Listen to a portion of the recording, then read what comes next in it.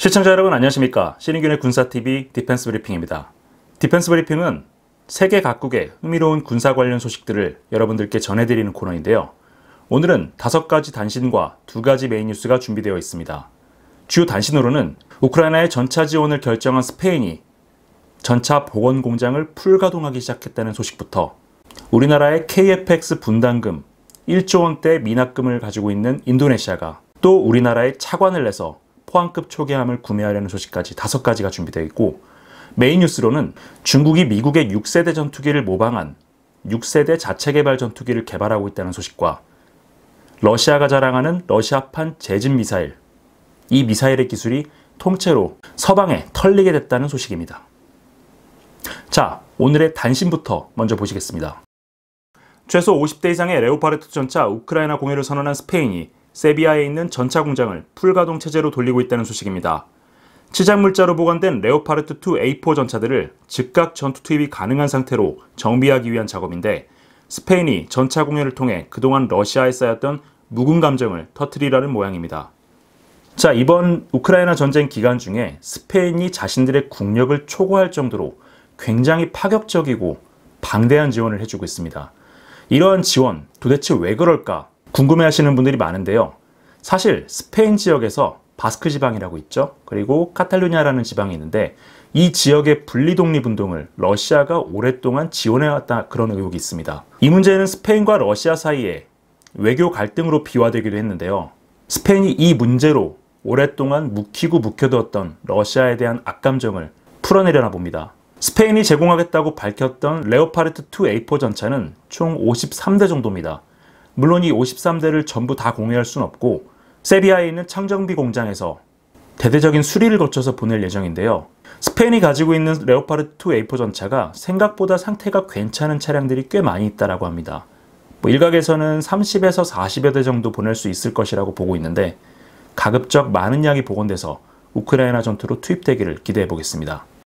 영국의 유일한 핵전력인 전략원잠에서 충격적인 문제가 발생했다는 소식입니다. 영국 해군 벵가드급 전략원잠 1번함 벵가드함의 원자로 챔버 안의 볼트가 파손됐음에도 불구하고 교체되지 않고 접착제로 파손 부위를 이어붙인 채 운영된 사실이 뒤늦게 드러나서 파문이 일고 있습니다. 자, 영국은 다른 핵전력이 없습니다. 미국에서 트라이던트2 D5 SLBM을 가져와서 이 벵가드급 전략원잠 4척에 꽂아서 사용하고 있는데요. 이 핵미사일 자체도 굉장히 위험하지만 이 원자력 잠수함이기 때문에 내부에 원자로를 탑재하고 있습니다. 이 내부의 원자로는 미세한 균열 하나만 가지고도 굉장히 큰 사고로 이어질 수도 있는데요. 이 내부에 있는 볼트가 무려 7개가 파손됐는데 그 7개 전부 다 강력 접착제, 우리가 속된 말로 강력본드라고 하죠. 그 강력본드로 붙인 상태에서 몇 달 동안 운영이 되다가 검열에 걸린 겁니다. 이 원자로 챔버는 굉장히 고온 고압의 상태로 유지되기 때문에 까딱 잘못하면 이 챔버가 터질 수도 있고요. 챔버가 터지면 과거에 러시아가 겪었던 쿠르스크 참사 같은 초대형 참사가 벌어질 수도 있었던 상황입니다. 도대체 영국군의 기강 해이가 얼마나 심각하면 전략원잠, 그것도 단 4척밖에 없는 전략원잠 내의 원자로 볼트에 강력 접착제를 쓸 생각을 하는지, 참 영국군도 상황이 많이 안 좋아진 것 같습니다. 올해부터 실전에 배치되는 미공군의 B-52 폭격기 탑재용 극초음속 미사일 AGM-183A 에로우가 당초 예상을 뛰어넘는 가격으로 양산될 것으로 보입니다. 미 의회 예산처가 최신 보고서를 통해 에로우 미사일의 가격이 발당 1,300만 달러였던 기존 계획과 달리 최소 1,500만 달러에서 최대 1,800만 달러가 될 것이라고 밝혔습니다. 당초 예정된 물량보다 적은 양이 조달될 것이라는 우려가 커지고 있습니다. 자, 이 에로우 미사일, 과거에 트럼프 전 대통령이 깜짝 놀랄만한 미사일이다 라고 선전했던 미사일입니다. B-52 폭격기 날개 좌우측에 각각 2발씩 해서 총 4발이 장착되는데요. 이 미사일의 사거리는 926km 정도밖에 되지 않지만 속도 성능 그리고 파괴력이 어마어마합니다. 일반적으로 대륙간 탄도미사일의 종말 단계 돌입 속도가 마하 25 정도 되는데요. 이 에로우 미사일은 대륙간 탄도미사일이 아님에도 불구하고 마하 20이라는 가공할 속도를 내고요. 탄두 중량은 68kg 정도밖에 되지 않지만 속도가 워낙 빠르기 때문에 운동 에너지로 표적을 관통하고 들어가서 내부에서 폭발하는 그러한 공격 방식을 취하고 있습니다. 마하 20의 속도라면 일반적인 요격 미사일로 요격하기도 굉장히 어렵고요. 비행 속도가 워낙 엄청나기 때문에 레이더라는 것은 어떤 표적의 전파가 맞고 돌아온 것을 계산해서 표적의 벡터 값을 추려내는 건데, 속도가 워낙 빠르다 보니까 레이더의 중앙 처리 장치에서 그 데이터 처리가 계산이 안 될 정도로 엄청나게 빠른 속도입니다. 즉, 현존하는 방어 시스템으로는 요격이 불가능한 미사일인데요. 미국이 이 미사일을 개발하기 시작한 것은 중국과 러시아보다 조금 뒤처진 트럼프 행정부 들어와서부터였습니다. 그래도 불과 3, 4년 만에 이런 괄목할 만한 성과를 거둔 것은 참 대단한 일이긴 한데, 이 AGM-183이 그동안 여러 차례 시험 발사에서 굉장히 많은 실패를 겪었습니다. 이 실패를 겪고 시험 발사 횟수가 늘어나다 보니까 아무래도 양산 가격이 좀 많이 올라간 것 같은데, 부디 예정된 양산 수량이 전부 양산이 돼서 미국의 대중국 억지력이 약화되지 않게 되기를 바라겠습니다.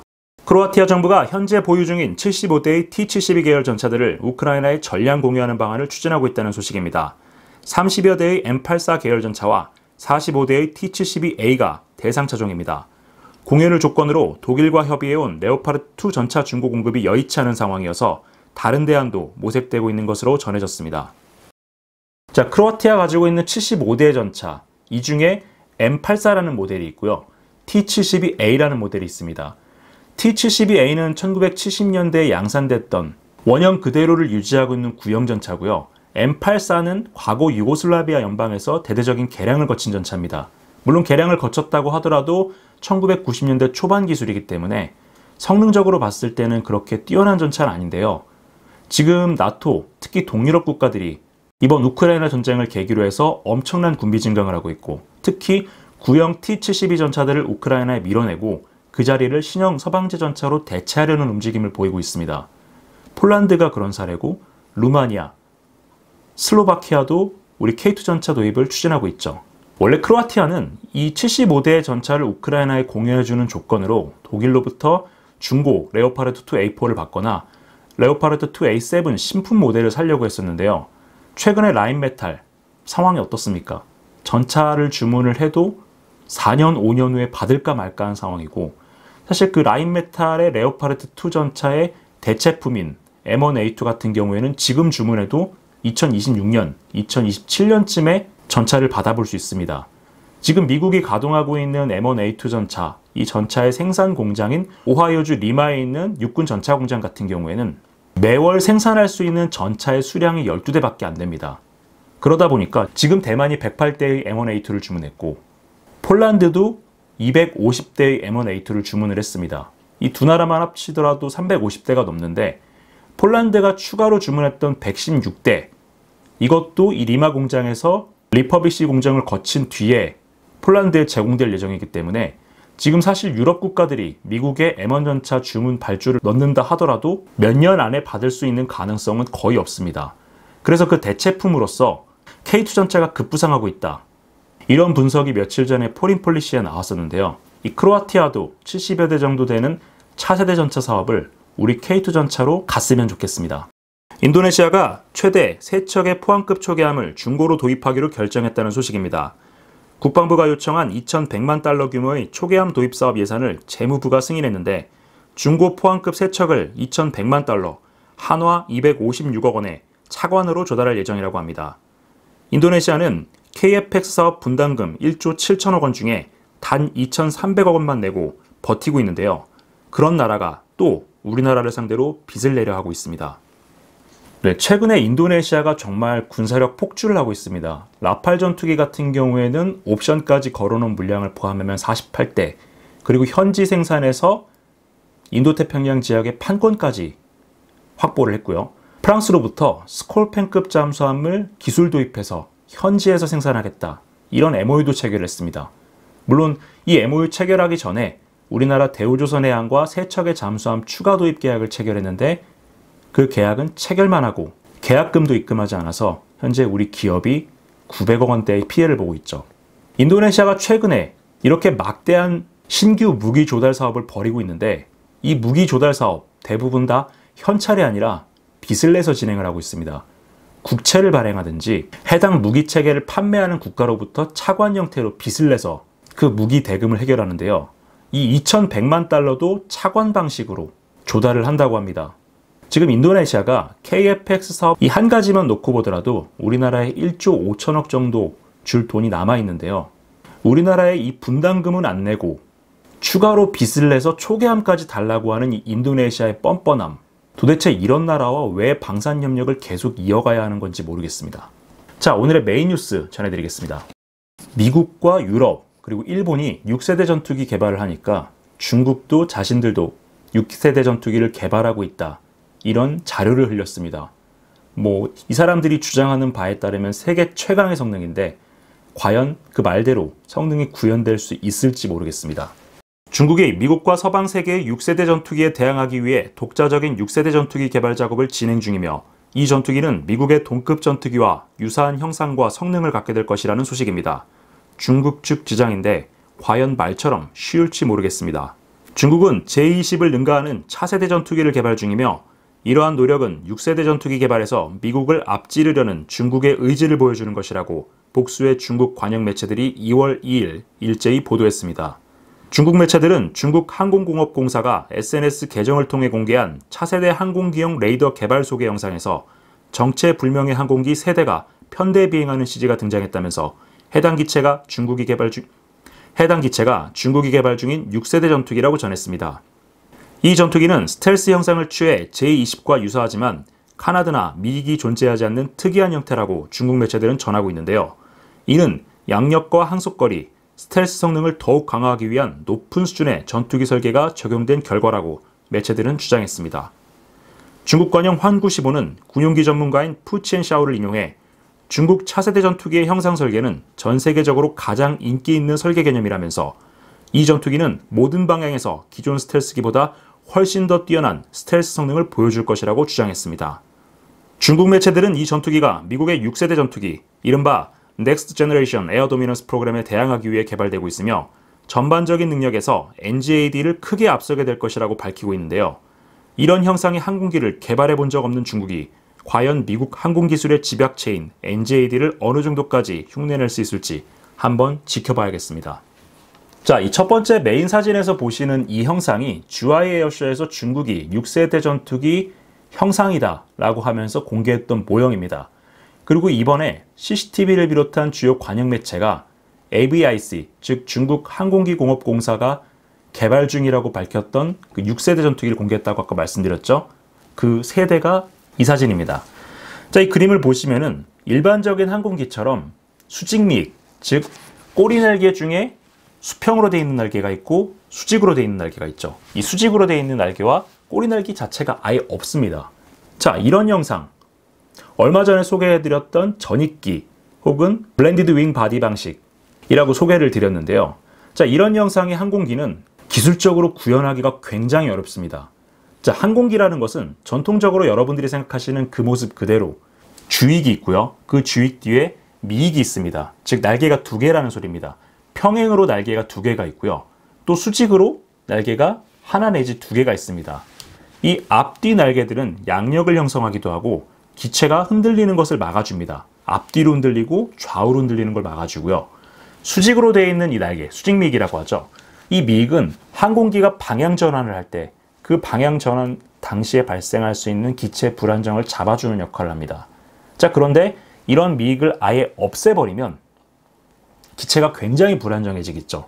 B2 폭격기라든가 B21 폭격기 같은 그런 전익기 형상의 항공기들은 그래서 뒷날개를 유심히 보시면 조종익이라고 해서 날개가 여러 개 면으로 해서 이렇게 서로 교차돼서 움직입니다. 그래서 이러한 교차 움직임을 통해서 미익이 담당하는 역할을 어느 정도 대체해주는 효과를 얻는데요. B2 폭격기나 B21 폭격기 같은 이런 폭격기들은 급격한 기동을 할 필요가 없기 때문에 공기역학적으로 이렇게 불안정한 형상을 하고 있어도 됩니다. 자, 그런데 전투기 같은 경우에는 이야기가 좀 달라지죠. 전투기는 여러분들이 생각하시는 그 근접 공중전, 도그 파이팅이라고 하죠. 꼬리에 꼬리를 물면서 막 움직여야 하기 때문에 기동성이 생명입니다. 그럼에도 불구하고 이런 형상을 취했다. 자, 이것은 이런 형상을 취하고도 아까 말씀드렸던 조종익면, 그 조종익면을 움직여서 미익이 하는 그 역할을 완전히 대체할 수 있는 기술적 수준을 구현했다는 것을 의미합니다. 엄청나게 높은 수준이고 사실 이러한 조종인면 조종 기술은 인간이 아니라 컴퓨터 소프트웨어, 즉 컴퓨터가 하는 것이기 때문에 우리가 코딩 작업이라고 하죠. 이런 코딩 작업하는데 굉장히 많은 시간과 비용 그리고 기술이 들어갑니다. 중국이 스텔스 폭격기 H-20을 만들 때도 그것을 구현하지 못해서 완전한 전익기 형상을 포기하고 뒤에다가 꼬리날개를 갖다 붙인 게 풍동실험 모형에서 걸리기도 했는데요. 그럼에도 불구하고 이러한 전투기, 미익이 아예 없는 전투기 형상을 개발해서 미국의 NGAD에 대항하겠다. NGAD 이렇게 생겼습니다. 이런 6세대 전투기에 대응을 하겠다라고 하는 중국의 저 배짱이 과연 진짜 기술을 가지고 있어서 저런 건지, 아니면 기술도 없는데 허풍을 부리고 있는 것인지, 아니면 이미 NGAD 관련된 설계도를 다 해킹해서 갖고 왔다라는 것인지, 어떤 형태로 시제기가 나올지 한번 지켜봐야 되겠습니다. 자, 두 번째 소식입니다. 자, 러시아 이번 전쟁 기간 중에 굉장히 여러 가지를 빼앗기고 있습니다. 러시아가 자랑하는 각종 첨단 장비들이 우크라이나에 의해서 서방 세계로 넘어가고 있는데요. 이번에는 러시아판 제진 미사일이 털렸다는 얘기입니다. 이번 전쟁 기간 내내 자국이 보유한 첨단 무기들을 하나둘씩 우크라이나에 털리고 있는 러시아가 이번에는 러시아판 제진 미사일 KH-101을 노획당했다는 소식입니다. 거의 온전한 형태로 우크라이나군에 노획됐는데 관련 정보가 고스란히 서방 세계로 넘어갈 것으로 보입니다.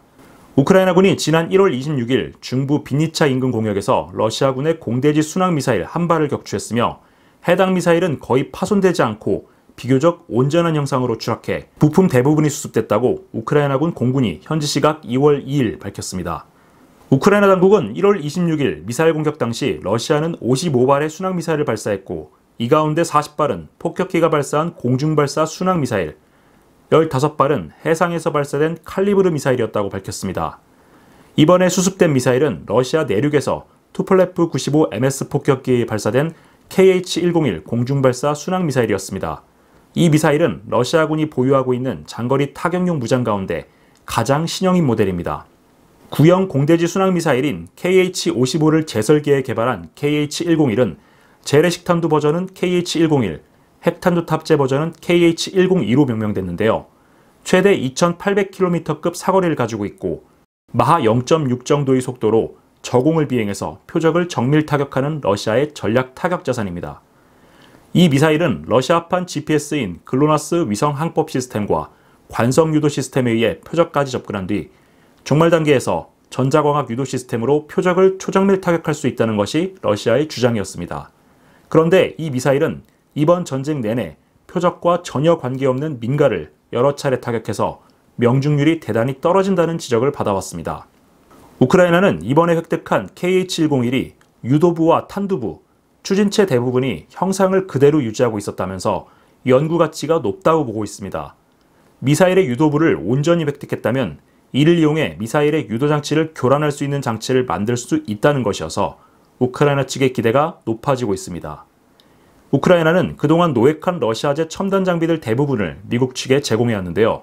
지상용 전자전 시스템부터 항공기, 헬기, 미사일에 이르기까지 러시아 군사과학기술 기밀들이 이번 전쟁을 통해 그야말로 탈탈탈 털리고 있습니다. 자, 이 빨간색 미사일입니다. KH-101. 과거에 KH-55라고 해서 그냥 둥근 원통형의 미사일을 러시아가 사용을 해왔었는데요. 이러한 미사일은 고고도를 비행하는 것도 있지만 그래서 레이더에 굉장히 잘 걸리고 생존성이 떨어진다는 판단 때문에 2010년대 이후에 푸틴이 엄청난 돈을 들여서 개발한 스텔스 순항 미사일입니다. 짝 이 모양을 보셔도 굉장히 각져 있는 형태죠. 이 미사일은 투폴레프 95나 투폴레프 160, 투폴레프 22 M3 같은 대형 폭격기에서 발사가 되는데요. 지금까지 우크라이나 민가들을 가장 많이 때렸던 미사일이 바로 이 KH-101 미사일입니다. 그런데 이 그림에서 보시는 것처럼 탄두 부분이 폭발하지 않고 거의 온전하게 있습니다. 즉 신관이 작동하지 않아서 내부 탄두가 작동하지 않았다는 겁니다. 신관, 내부 탄두 형상을 그대로 갖춘 상태로 이렇게 출하게 됐다는 거죠. 다음 사진을 보시면 이 동체도 거의 그대로 원형을 유지를 하고 있습니다. 내부에 있는 전선이라든가 각종 전자장비 그리고 날개가 접히는 부분까지 거의 그대로 형상이 남아있는데요. 이 정도라면 우크라이나가 가지고 가서 역설계를 할 수도 있는 그러한 수준입니다. 아마도 제가 생각하기로는 우크라이나가 사용한 파편탄, 즉 보병 휴대용 지대공 미사일, 스팅어 같은 미사일이 근처에서 폭발했고 그 파편 일부를 맞아서 기능 고장을 일으킨 상태에서 추락한 것으로 보이는데요. 굉장히 온전한 상태로 이 미사일을 획득을 했기 때문에 우크라이나는 이걸 가지고 자기들도 연구를 할 것이고, 연구가 끝나고 나면 나토, 특히 미국에 제공할 가능성이 매우 높습니다. 미국은 이번 전쟁 기간 내내 러시아의 육해 공군 할 것 없이 굉장히 많은 장비들을 우크라이나로부터 넘겨받았고요. 그래서 그 장비들의 장단점을 모두 파악하고 있습니다. T-90M 전차 같은 경우에는 이미 굉장히 많은 대수가 노획이 돼서 일부는 우크라이나군이 사용을 하고 있고 일부는 미국으로 건너간 것으로 알려지고 있고요. 자, 이 그림에서 보시는 크라슈카4라는 러시아의 군단급 전자전 장비입니다. 원래는 나토하고 국경을 접하고 있는 최전선에 배치되어 있고, 이 장비들이 나토의 어떤 유도폭탄이라든가 통신 장비 이런 것들을 제밍하는 굉장히 높은 수준의 전략 자산인데, 이것도 전선에 전진 배치했다가 우크라이나군 특수부대에 노획이 됐습니다. 자, 그리고 다음, 러시아가 자랑하는 4.5세대 플러스라고 하는 수호이 35 전투기입니다. 이 전투기도 원형 그대로 추락을 했는데, 자, 형상이 거의 그대로 남아 있습니다. 그리고 이 전투기의 날개 끝부분에 기다란 봉 형태가 하나 보이시죠? 이게 러시아가 자랑하는 키빈이라는 전자전 시스템입니다. 우리가 북한이나 중국의 방공방, 특히 레이더를 완전히 먹통으로 만들 수 있다고 생각하는 그 EA-18G 그라울러 전자전기의 러시아판이라고 보시면 되는데, 그 전자전 시스템이 그대로 붙어있는 채로 이렇게 온전하게 추락을 했습니다. 자, 러시아는 이런 식으로 전차, 전략 미사일, 전투기, 헬기, 심지어 전자전 시스템까지 거의 모든 분야의 무기체계를 우크라이나군에 탈탈탈 털리고 있는데요. 자, 이렇게 무기체계가 털린다는 것은 해당 무기체계의 장점과 단점을 적군에게 노출시킨다는 것도 있지만, 적들이 이러한 무기체계의 약점을 찾아서 제밍을 하거나 요격하거나 각종 대응수단을 개발할 수 있게끔 한다는 점에서 러시아군에게 굉장히 치명적일 것으로 보입니다. 그런데 러시아, 이번에 서방제 전차가 온다고 하니까 우란-9 같은 무인 전투 로봇, 최신형 해적 공격 헬기, T-14 아르마타 전차 같은 신형 장비들을 대거 전선에 투입하겠다고 예고를 하고 있는데요. 아마도 본격적인 전투가 벌어지는 3, 4월 정도가 되면 러시아의 그 첨단 장비들도 우크라이나나 미국의 손에 떨어질 것 같습니다. 이래저래 이 전쟁은 러시아에게 큰 피해만 입히는 전쟁이 될 것 같습니다. 자, 오늘 준비한 소식은 여기까지입니다. 시청해주셔서 감사합니다.